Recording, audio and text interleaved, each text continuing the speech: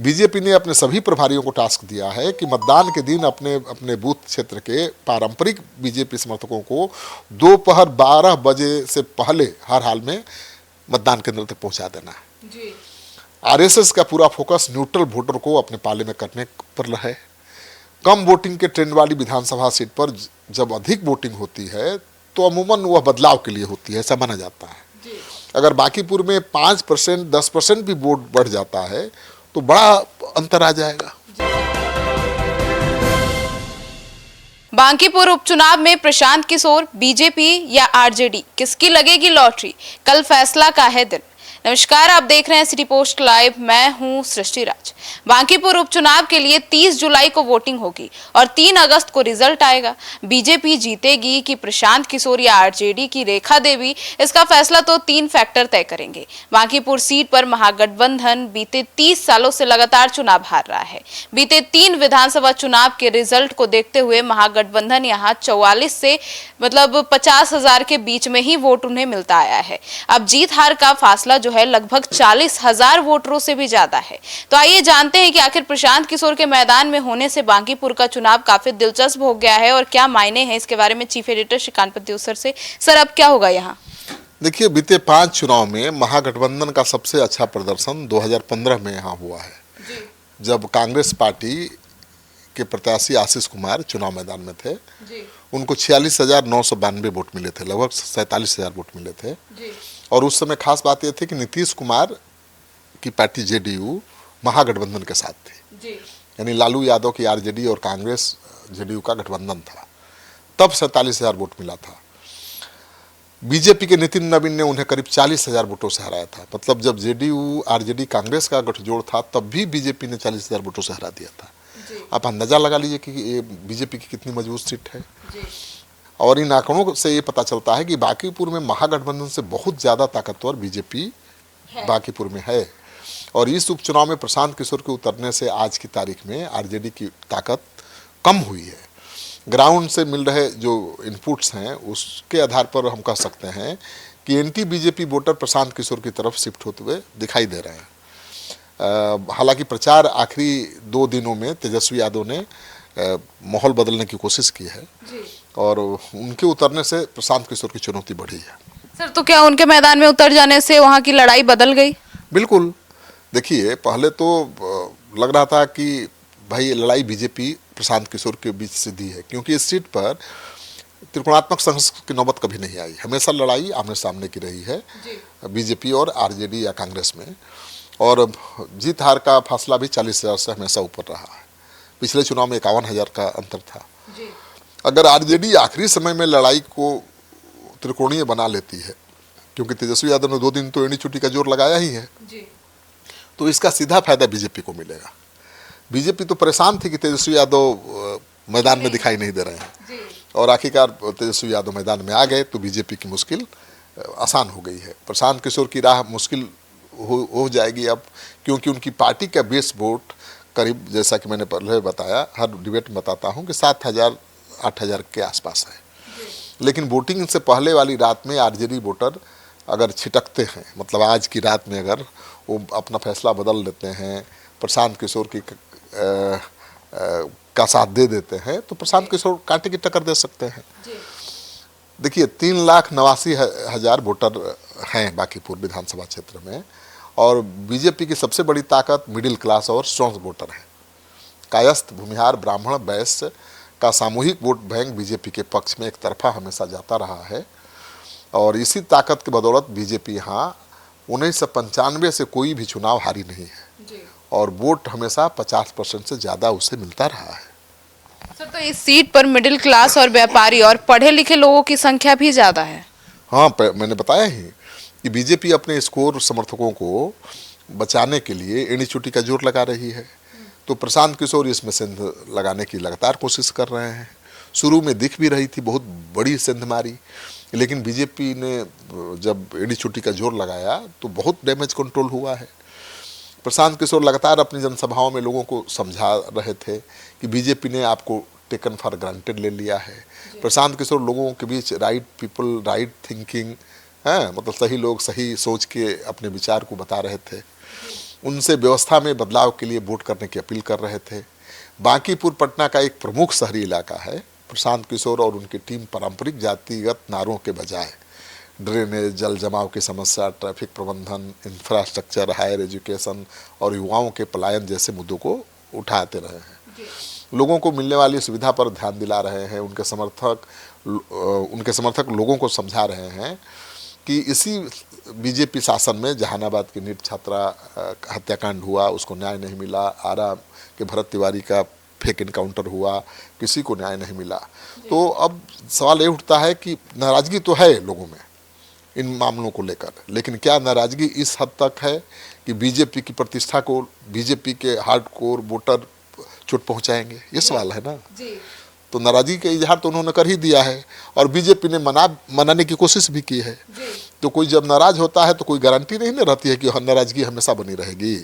मनाने पर बात संभल भी तो जाती है और दिख रहा है असर बीजेपी के प्रयास का। जी सर, प्रशांत किशोर के सारे जो मुद्दे हैं उसका काउंटर कर रही है बीजेपी। बिल्कुल कर रही है। जहानाबाद की नीट छात्रा हत्याकांड और आरा के भरत तिवारी इनकाउंटर के कारण जो गैर कायस्थ वोटर हैं उनकी नाराजगी सामने आ रही थी। प्रशांत किशोर के चुनावी मैदान में आने से स्वर्ण वोटरों को एक विकल्प भी मिल गया था, लेकिन इसका काउंटर करने के लिए बीजेपी ने एड़ी चुटी का जोर लगा दिया। ठीक है, अपने 40 स्टार प्रचारकों को उतार दिया, जिसमें 15 तो स्वर्ण समाज के स्टार प्रचारक थे। सबसे अधिक ब्राह्मण समाज के 7 नेता मैदान में उतरे हुए थे। मनोज तिवारी, पवन सिंह जैसे भोजपुरी स्टार को भरत तिवारी के घर भेजा गया। दोनों फिल्म स्टारों से गली गली प्रचार कराया गया। नितिन नवीन ने चुनाव की कमान संभाली और रोड शो में मुख्यमंत्री सम्राट चौधरी के साथ पहली लाइन में स्वर्ण नेताओं की जगह दी गई। सभी 16 वार्डों में एक एक मंत्री नियुक्त किया गया। मंत्रियों का बंटवारा वार्ड की जाति और सामाजिक समीकरणों को ध्यान में रखकर किया गया। सीएम सम्राट चौधरी ने भरत तिवारी के परिजनों से मुलाकात की। उसके बाद जगदीशपुर एसडीएम का तबादला कर दिया। न्यायिक जांच आयोग के सामने सरकार का पक्ष रखने वाले वकीलों की टीम को बदल दिया गया। तो सम्राट चौधरी ने यह संदेश दिया कि भाई जो भरत तिवारी इनकाउंटर को लेकर आक्रोश है उसको लेकर सम्राट चौधरी गंभीर है और वो चाहते हैं कि भरत को न्याय मिले। और मनोज तिवारी लेकर गए थे सम्राट चौधरी से उनके परिवार को मिलाने, और मनोज तिवारी ने एक बड़ा खेल कर दिया। भरत की माता से उन्होंने कहलवा दिया या उनकी माता ने खुद कहा, ये तो जांच का विषय है, लेकिन उन्होंने कहा कि प्रशांत किशोर के ने उनसे वोट प्रचार करने के लिए कहा था और 15 दिन में न्याय दिलाने का वादा किया था, लेकिन इसी शर्त पर न्याय दिलाने का वादा किया था कि वो प्रचार करेंगे उसके लिए। तो एक अलग मैसेज देने की कोशिश की। अब भरत के पिता कह रहे हैं कि नहीं, माँ तो ऐसी है कि भावुक है और उसको लगता है जो भी न्याय दिला देगा उसी के साथ खड़ी हो जाती है, वो जो कहता है वही कह देती है। कभी प्रशांत किशोर ने प्रचार करने के लिए नहीं कहा था। तो जितना तरीका हो सकता है प्रशांत किशोर के मुद्दों की काट के लिए बीजेपी तो आजमा रही है। सर, लेकिन बांकीपुर तो बीजेपी का इतना मजबूत गढ़ है, फिर इतना क्यों जोर लगा रही है? देखिए, स्वर्ण वोटरों में बिखराव होगा तो बीजेपी की चिंता बढ़ेगी ना, क्योंकि वही स्वर्ण वोटर ही बीजेपी की ताकत है ना भाई। उन्हीं के बलबूते पर बीजेपी हमेशा यहाँ चुनाव जीतती रही है और अभी माहौल ऐसा बन गया था कि नाराजगी दिख रही थी। स्वर्ण वोटर के आरजेडी की तरफ न जाकर प्रशांत किशोर की तरफ जाने की संभावना ज़्यादा थी। अब स्वर्ण वोटर बीजेपी से नाराज भी होगा तो आरजेडी को वोट थोड़े दे देगा, वो तो जो विकल्प के रूप में दिखेगा बढ़िया विकल्प उसी को देगा। तो प्रशांत किशोर को मौका मिल गया था माहौल बनाने का ना। बीजेपी मैदान में उतरी नहीं थी, आरजेडी के नेता तेजस्वी यादव गायब थे, बीजेपी का उम्मीदवार भी अच्छा बहुत मजबूत नहीं था, तो मौका मिल गया था प्रशांत किशोर को एक नया नैरेटिव बनाने का। तो माहौल दिख रहा था, लेकिन बीजेपी ने जब एड़ी चोटी का जोर लगाया, अपने नेताओं को मैदान में उतारा, नितिन नवीन खुद उतर गए मैदान में, सम्राट चौधरी उतर गए मैदान में, तो उसका असर दिख रहा है। बीजेपी ने काफ़ी हद तक डैमेज कंट्रोल कर लिया है। देखिए, स्वर्ण वोटरों में बीजेपी की मजबूत जमीनी पकड़ का अंदाजा जन स्वराज के प्रत्याशी प्रशांत किशोर को भी है। तभी तो उन्होंने पत्रकारों से कहा कि आरजेडी कांग्रेस के सपोर्ट करने से वो चुनाव नहीं जीतेंगे। उनकी जीत तब होगी जब लंबे समय से बीजेपी को वोट दे रहा एक बड़ा तबका बदलाव के नाम पर उनको वोट देगा। बीते 4 चुनाव के वोटिंग पैटर्न को देख लीजिए तो बांकीपुर में कभी भी 42% से ज़्यादा वोटिंग नहीं हुई है। वोटिंग कम होने का सबसे बड़ा कारण है कि यहाँ वोटर बीजेपी की जीत को लेकर आश्वस्त रहते हैं, न्यूट्रल वोटर घर से बाहर निकलते ही नहीं हैं। तो प्रशांत किशोर जब तक न्यूट्रल वोटर्स को बाहर नहीं निकालेंगे, मतदान केंद्र तक नहीं पहुंचाएंगे, तब तक कैसे बीजेपी को हराएंगे। सर, तो न्यूट्रल वोटर को प्रशांत किशोर मतदान केंद्र तक लाने के लिए क्या कर रहे हैं? देखिए, दिक्कत क्या है कि प्रशांत किशोर की टीम और बीजेपी की टीम भी ज़्यादा से ज़्यादा वोटरों को घर से बूथ तक लाने की रणनीति पर काम कर रही है, लेकिन बीजेपी का संगठन बहुत मजबूत है ना, काडर बहुत मजबूत है, उतना मजबूत प्रशांत किशोर का नहीं है। बीजेपी के कार्यकर्ता घर घर में घुस गए हैं, बीजेपी के नेता हर मोहल्ले में घुस गए हैं। प्रशांत किशोर के पास जो कार्यकर्ता है उतना निष्ठावान नहीं है, उतना मैच्योर नहीं है, बीजेपी के साथ संघ का साथ है। तो अब देखना यही है कि भाई अब जो न्यूट्रल वोटर हैं उनको जो मतदान केंद्र तक लाएगा, हो सकता है उसके लिए वोट दे दे। लेकिन अब सबसे बड़ा सवाल है कि बीजेपी के नेता कार्यकर्ता ज़्यादा न्यूट्रल वोटर को मतदान केंद्र तक लाएंगे या प्रशांत किशोर। अब ये सबसे बड़ा सवाल है। प्रशांत किशोर अपने आक्रामक अभियान से घर बैठे 60% न्यूट्रल या नाराज शहरी मतदाताओं को पोलिंग बूथ तक खींचने में कामयाब होंगे, तब न पासा बदलेगा। ये आसान काम नहीं है।